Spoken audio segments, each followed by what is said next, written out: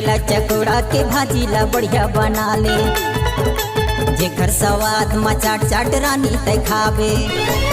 महंगाई मलाली टमाटर कैसे के लावाओ, है महंगाई जीवन नहीं देवे कैसे बताओ।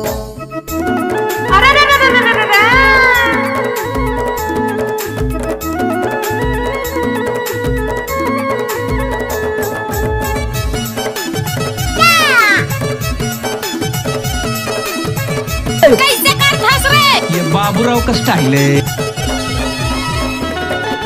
मिक्स बार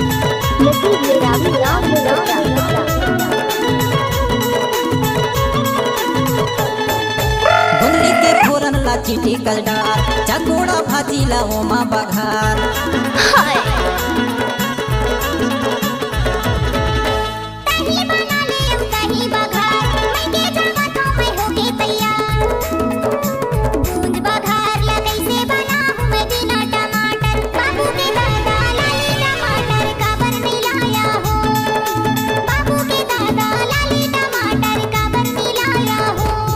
ये गाना तो नाचने लायक है।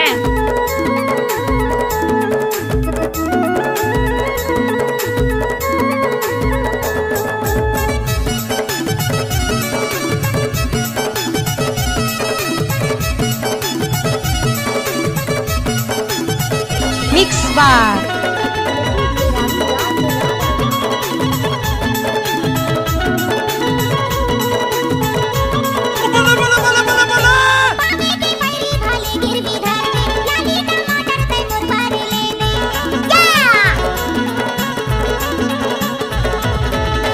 रुपया पैसा रानी सबो से आगे, कैसे बताओ महंगाई के आगे।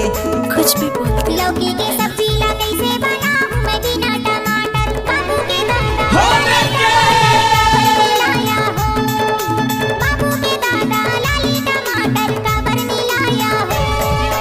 आलू बर बाटी ला कैसे बनाऊं मैं बिना टमाटर, अरे ताऊ नाचो। आलू बर गोभी ला कैसे बनाऊं मैं बिना टमाटर, बाबू के दादा लाली टमाटर का बर मिलाया हो, बाबू के दादा लाली टमाटर का बर मिलाया हो।